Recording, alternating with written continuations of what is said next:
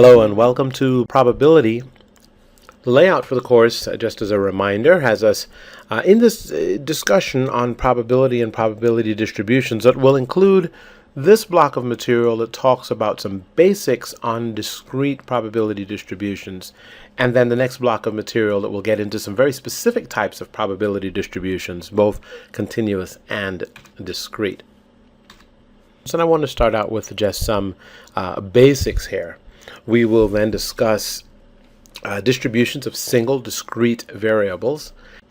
Our learning objectives that really cover the route that we're going to take here include understanding the basics of probability, understanding and constructing probability distributions for discrete random variables, and then determining probabilities that discrete random variables will have values or values within a certain range, so specific values or a given range of values, calculating probabilities from a discrete random variable and its probability distribution. So let's move on to our discussion on the basics of probability.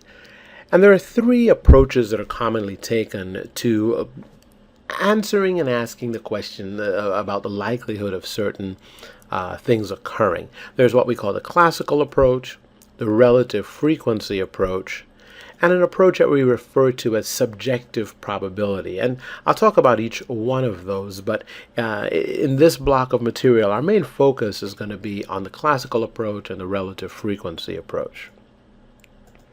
The classical approach to probability deals with the proportion of times that an event can theoretically be expected to occur, given some information that we have about the event. And this is useful in games of chance, for instance, where we've got the ability to theoretically calculate the likelihood of getting certain outcomes. For example, if we have a deck of cards, there are 52 cards in the deck, 13 cards of each suit, and within each suit, each card has a certain rank, one of 13 ranks.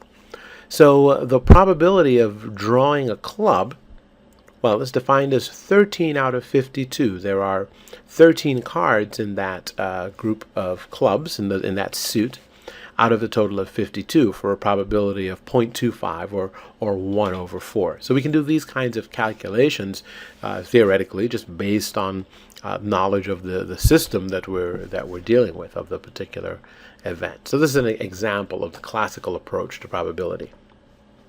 Another approach that we will use is one called a relative frequency approach.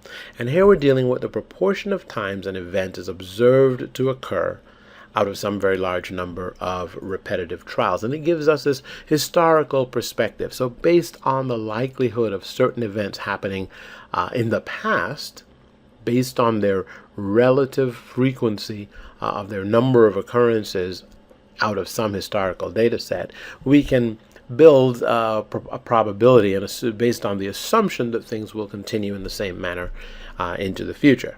So based on those proportions, we can say, hey, the likelihood of the event happening at the next random observation is based on that relative frequency of historical information. And the more historical data, the better. And the same holds for simulated data. The larger the number of trials, the better the estimate we can make of the actual probability of events taking place, or certain outcomes taking place. So this will build on the relative frequency approach.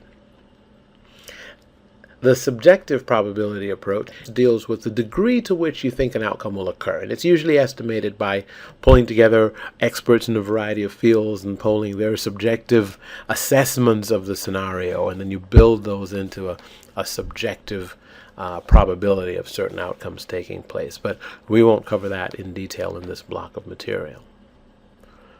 So that's our basic introduction to the concepts of probability. Now we get into some definitions and basic information about probabilities and probability distributions.